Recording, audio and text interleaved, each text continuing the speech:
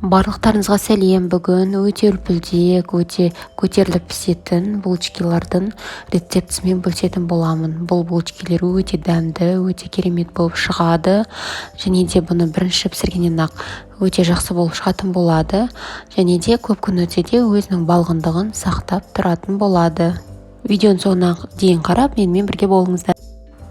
Бізге қажетті заттар, яғни бұл бір порцияға 550 грамм ұн, 7 грамм дрожжи, 250 грамм сүт, 50 грамм сұйық май, бір жұмыртқа мен жұмыртқаның бір белогы, 50 грамм қант және де бір кішкентай қасық тұз қажет.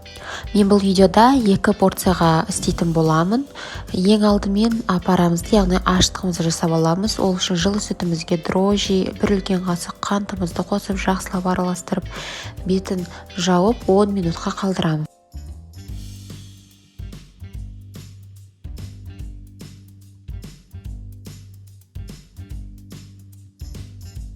10 минут өткен соң осындай біздің ашытқымыз дайын болады, яғни дрожжиміз көтеріліп, осындай көпіршіктер пайда болады.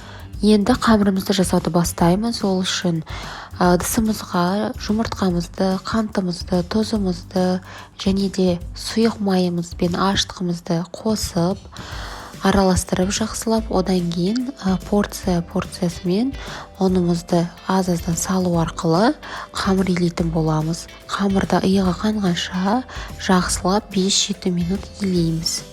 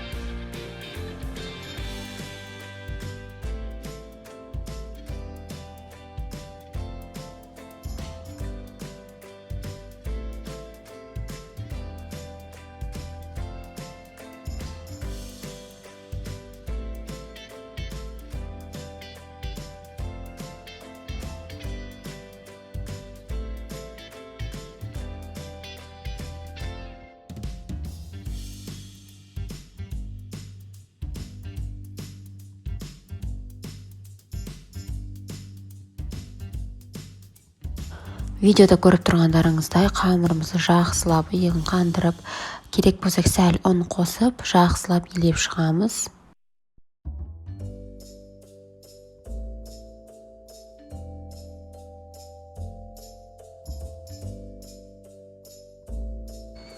Иленген қамырымызды осылай дөңгелетіп, жақсылап тағы да бір басып үстінен, одан кейін оны жаңағы мискамыздың қақпағын жауып 1 сағатқа жылы жерге қойып қоятын боламыз.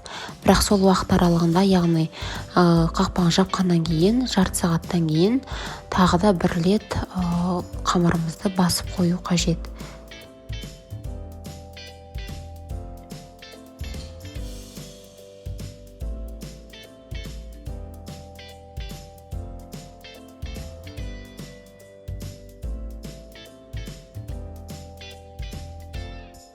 Мінекей жарты сағат өткеннен кейін қамырымызды тағы да бір рет басамыз.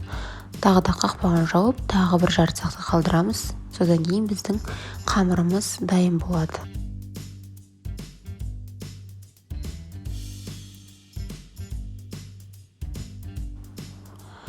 Мінекей 1 сағат өткеннен кейін біздің көтерілген қамырымыз дайын болды. Өте үлпілдек болып шығады.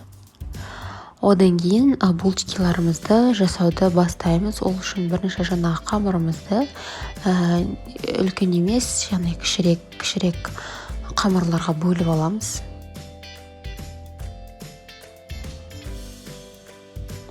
Одан кейін бөлінген қамырларымыздан осылай кішкентай кесектерге бөліп шығамыз. Яғни менде әрбір кесек 43-45 граммнан болды. Одан кейін осы кесектерден булочка жасайтын боламын.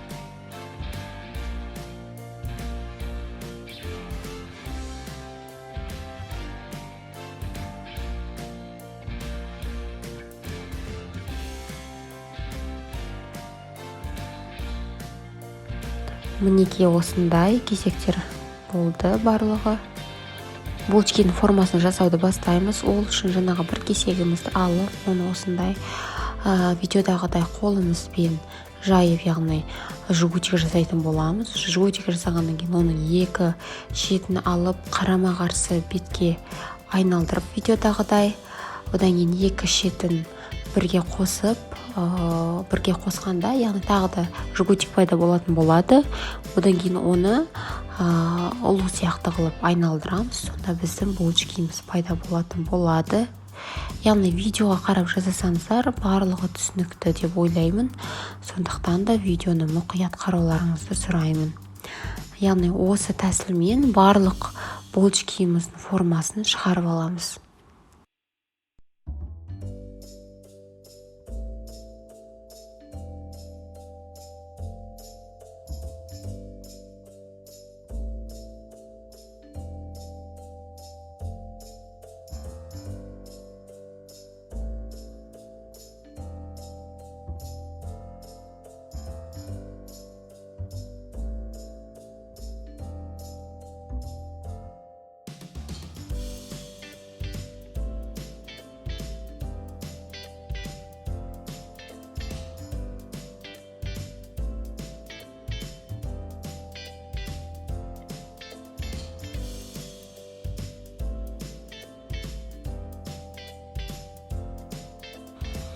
Дайын болған булочкаларымызды противеньге 15 минутқа қалдырамыз, яғни көтерілуі үшін.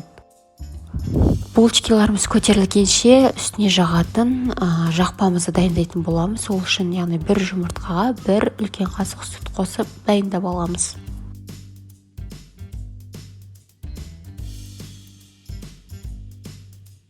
Булочкаларымыз көтерілгеннен кейін жаңағы дайындап алған жақпамызды үстіне жағып шығатын боламыз.